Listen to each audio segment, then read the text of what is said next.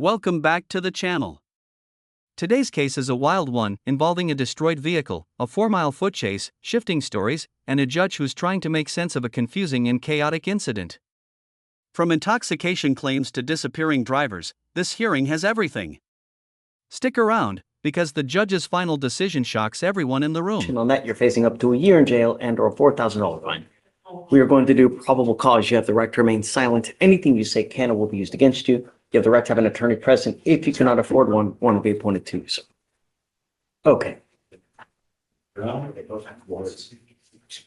or about March 26, 2025, an officer was on patrol on Gulf Freeway in Harris County, Texas. The officer observed a motor vehicle disabled to the left hand with grass speed, dividing southbound and northbound lanes of traffic.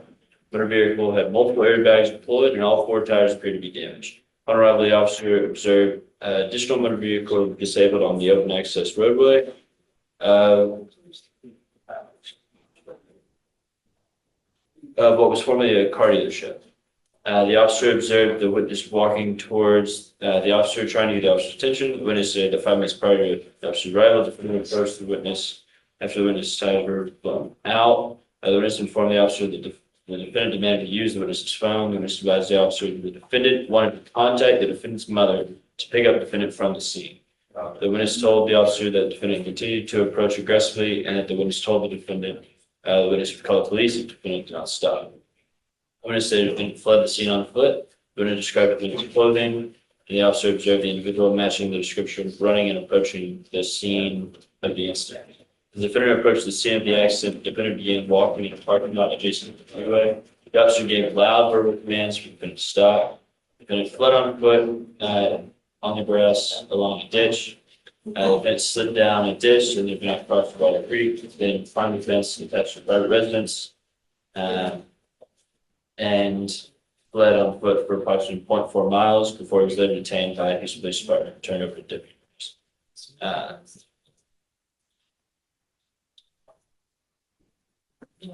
The scene was moved to a Shell station to continue the investigation. This moment sets the tone for the entire case. The officer describes the defendant fleeing nearly 4 miles on foot, through grass, over a ditch, down into a creek, and even climbing a fence.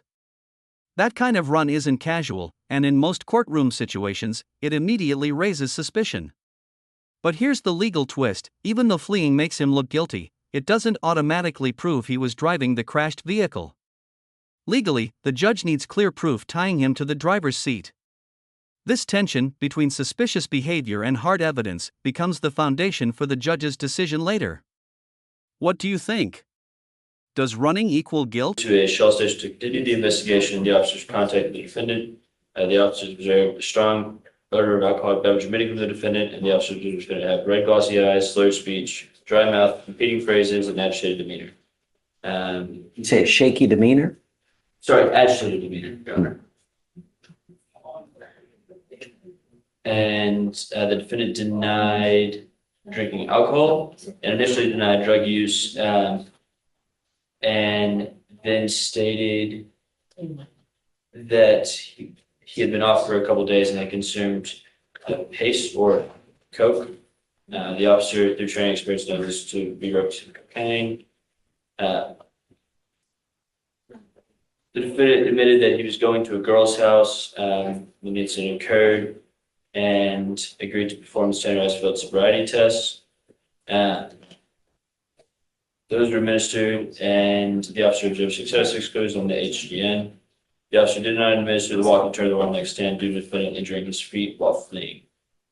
The defendant consented to a breath sample, which was not completed due to interference being detected.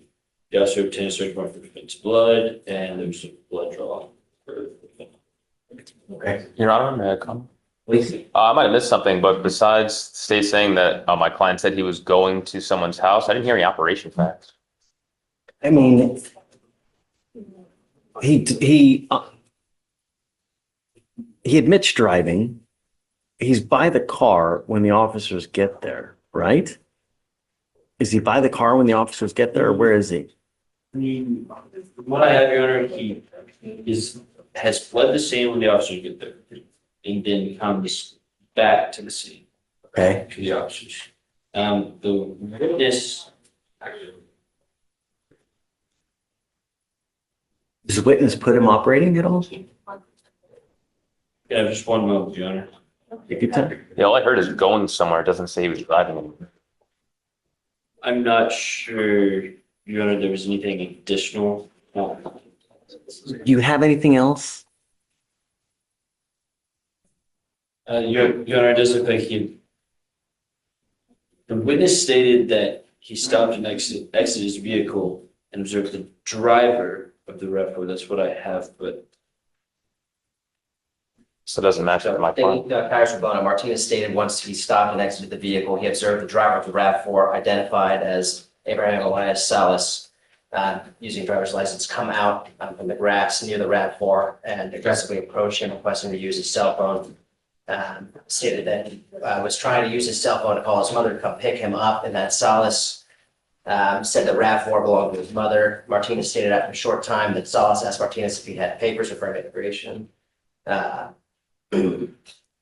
Judge, even with these facts, it doesn't show driving. Even if he owned the car, we have no idea when. This no part facts to- highlights one of the biggest problems for the defense. The defendant's behavior is all over the place. He aggressively approaches a witness, demands a phone, and begins asking about immigration papers, which has nothing to do with the crash. Behavior like this strongly suggests intoxication or panic, and judges absolutely pay attention to these red flags. But again, behavior isn't enough. This is where the courtroom becomes a battle between the appearance of guilt and the proof of guilt. The prosecution is trying to build a story, but the judge keeps looking for that key connection. Did anyone actually see him driving? When? There's no facts to say that he was driving the car, that he admitted to driving the car. I don't see operations. So Salas stated that he was driving the RAV4 because he was going to a female's house and continued to speak. Salas then stated that he ended up in the grass because he was scared. Then stated that he was a Mexican driver that swerved in front of him. And He said a Mexican driver swerved in front of him. Is that what he said? told him no Tango Propellus, or I don't have papers. Salas said the other driver was in a gray Toyota, telling him to go away. Stated that the RAV4 and the alleged Toyota came into contact, causing a collision. Salas stated that he was coming from his house in Friendswood, but denied having anything to drink. Yeah, I mean, I think if they, He was operating the vehicle at the time of the accident. and you have the other person say something, right? they I say thought, that it was, they identified him as the driver. They just never say they saw him driving or operating the vehicle. So I believe that they believe, based off the circumstance, that it was a driver. I don't know if the witness actually saw him driving. What we have to prove the driving facts is that Reeves fired to believe prior to his arrest. He admits that he was driving the vehicle at the time of the accident, and the vehicle was found at the scene of an accident. It was found nearby. Was observed coming out of the grass nearby. We by the driver. Although it's an admission, Judge, it needs to be an admission plus. I don't see that being enough for the plus. Mr. Salas, I'm going to find that there's no probable cause in your case. Every freaking day in our county, someone dies from an alcohol-related collision.